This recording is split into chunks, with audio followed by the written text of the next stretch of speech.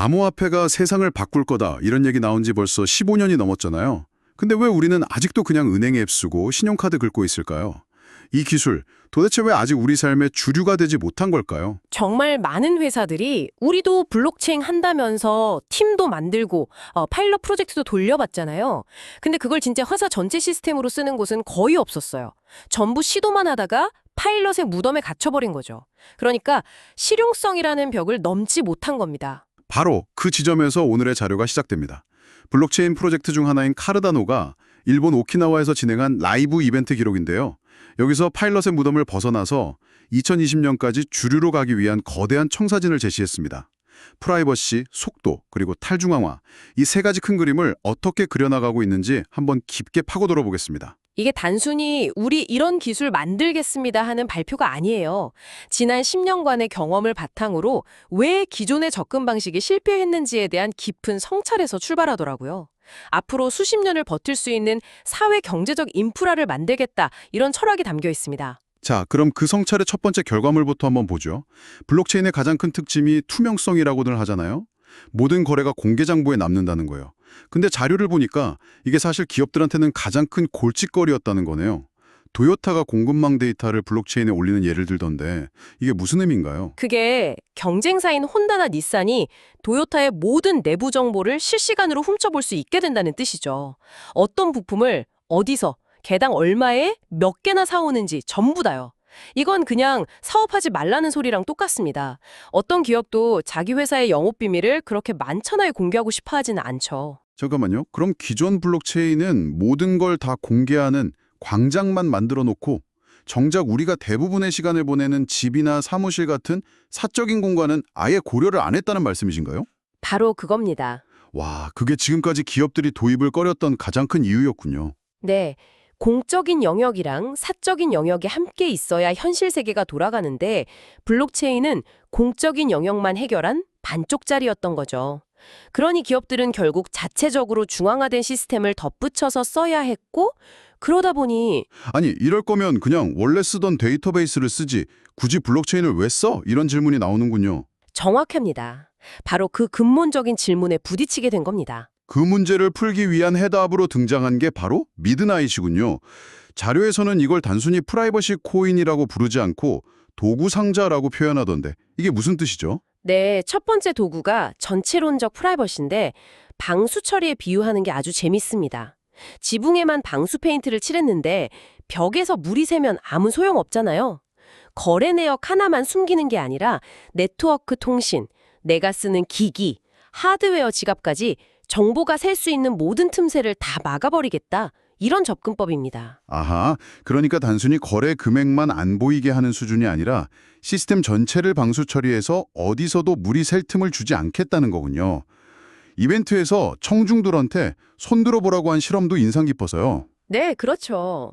이름, 나이, 주소, 은행 계좌 잔고 순으로 공개할 수 있는 사람 손들어 보라고 하니까 당연히 뒤로 갈수록 아무도 손을 안 들잖아요. 그 실험이 보여주는 핵심은 프라이버시가 무조건 숨기는 것이 아니라는 겁니다. 내가 통제하는 것에 대한 문제라는 점이죠. 누구한테 어떤 정보를 언제 얼마만큼 공개할지 내가 직접 결정할 수 있는 권한. 이게 바로 선택적 공개의 핵심이거든요. 미드나잇은 바로 그 통제권을 사용자에게 돌려주겠다는 겁니다. 알겠습니다. 그러면 두 번째 도구는 뭔가요? 추상화와 인텐트라는 개념이 나오는데 여기서부터 정말 흥미로워서요. 예전에는 네트워크에 커피 만드는 법을 하나하나 알려줘야 했다면 이제는 그냥 커피 한 잔 줘 라고 말하면 알아서 해준다는 거잖아요. 이거 거의 암호화폐 아이폰 모먼트 같은데요? 맞습니다. 우리가 스마트폰 쓸 때 터치스크린의 정전 용량 방식이나 APC배 구조를 몰라도 되잖아요. 그냥 가족 사진 보여줘 라는 나의 의도만 전달하면 되죠. 암호화폐도 드디어 사용자가 복잡한 기술을 몰라도 원하는 결과만 요청하는 시대로 넘어가고 있는 겁니다. 그런데 이 인텐트라는 개념에 프라이버시가 필수적이라고 강조하는 부분이 흥미로웠어요. 왜죠? 예를 들어 내가 중고 자전거를 사려고 하는데 마음속으로는 최대 $100까지는 낼 수 있다고 생각하고 있다고 칩시다. 근데 이 의도가 블록체인에 다 공개된다고 생각해 보세요. 판매자는 절대 $100 밑으로는 팔려고 하지 않겠죠. 아, 바로 그 지점이군요. 협상 자체가 성립이 안 됩니다. 내 속마음이 다 드러나면 어떤 거래에서도 우위를 점할 수 없게 되네요. 바로 그 지점이 암호화폐가 아직 현실 비즈니스에 스며들지 못하는 핵심적인 이유 중 하나입니다. 블록체인은 정보의 비대칭성을 없애는 게 목표였는데 아이러니하게도 모든 정보를 공개해버리니 전략적 우위라는 비즈니스의 기본 원칙과 충돌하게 된 거죠. 미드나잇은 이 인텐트를 비공개로 처리하면서 동시에 여러 블록체인에 흩어져 있는 자산을 모아 최적의 결과를 찾아주는 솔버 역할을 하겠다는 겁니다. 이더리움, 비트코인, 솔라나 등 30개가 넘는 블록체인을 넘나들면서 말이죠. 그럼 마지막 세 번째 도구는 스마트 컴플라이언스네요. 솔직히 프라이버시라고 하면 규제 당국이 가장 싫어할 것 같은 단어인데 이건 어떻게 해결하나요? 앞으로 10조 달러 규모의 부동산 같은 실물 자산이 들어오려면 규제를 피할 순 없잖아요. 아주 날카로운 지적입니다. 그래서 스마트 컴플라이언스가 필요합니다. 기존 방식대로라면 KYC를 위해 내 이름, 주소, 신분증 사진 같은 민감한 정보를 공개 원장에 올려야 하는 딜레마에 빠지죠. 하지만 미드나잇의 기술을 쓰면 내 개인정보를 직접 제출하는 대신에요? 이 사용자는 대한민국 법률상 성인인가요? 라는 질문에 예! 라는 암호학적 증명값만 제출할 수 있습니다. 개인정보는 완벽히 보호하면서 규제 요건은 충족시키는 거죠. 와, 그건 정말 혁신적이네요. 그럼 이 모든 기능을 갖춘 미드나잇이 카르다노 생태계에는 어떤 의미를 갖는 건가요? 아버지 카르다노와 아들 미드나잇이라는 비유를 쓰던데 혹시 미드나잇이 기존 카르다노를 대체하게 되는 건 아닐까요? 그 비유가 핵심입니다. 아들이 아버지를 대체하는 게 아니잖아요. 아들이 성장해서 아버지의 사업을 더 크게 확장시키는 것과 같죠.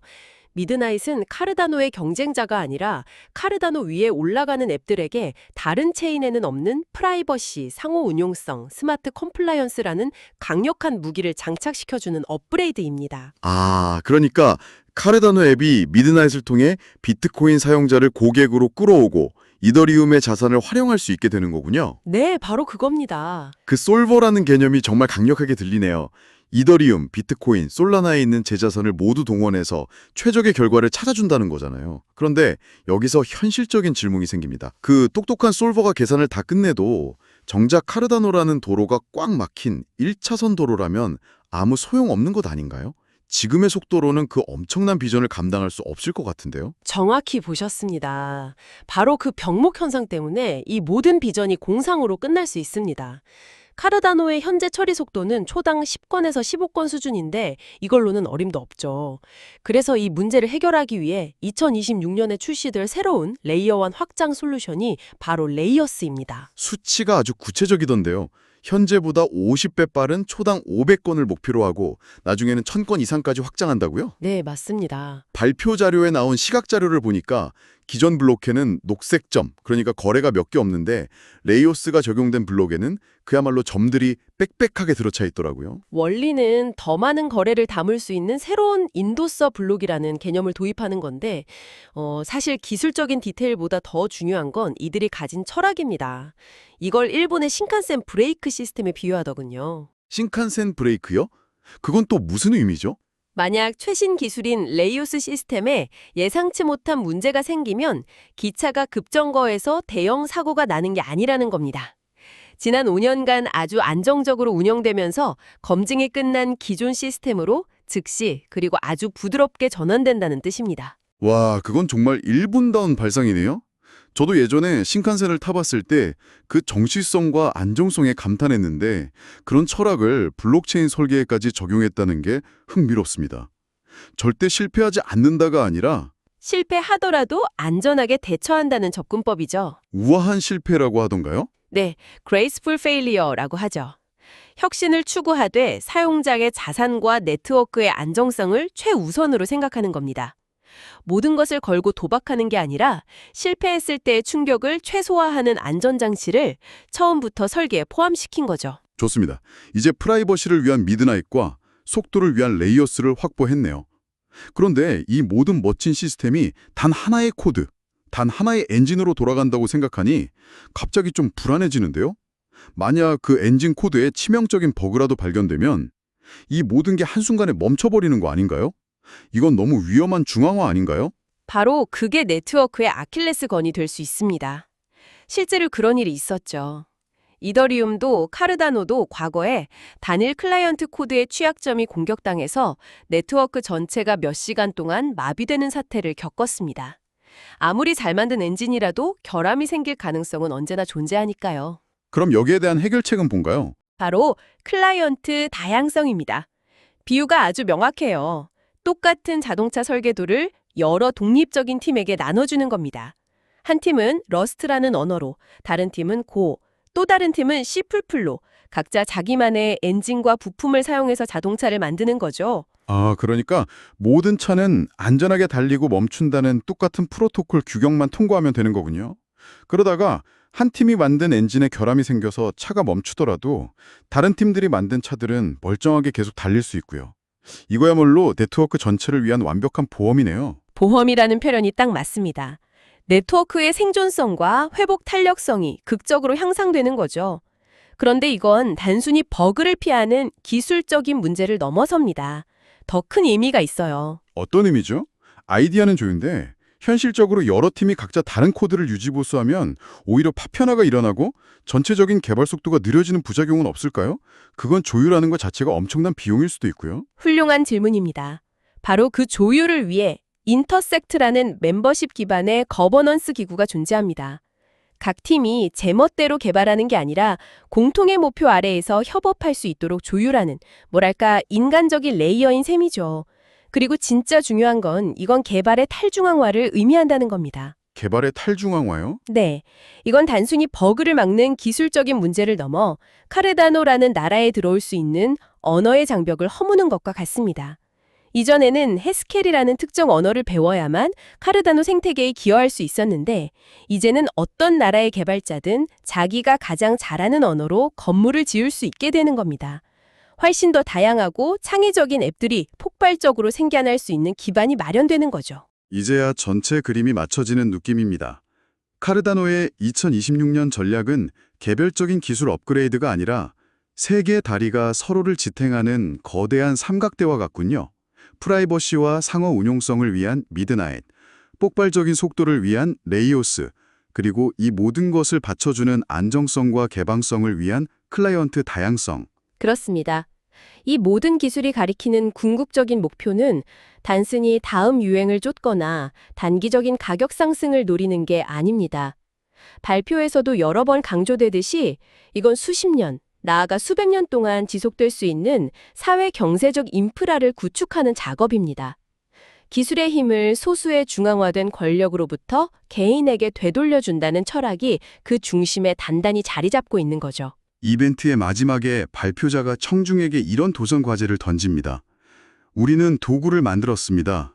이제 이 도구를 가지고 여러분 각자의 지역사회 문제를 해결해 보십시오. 라고요.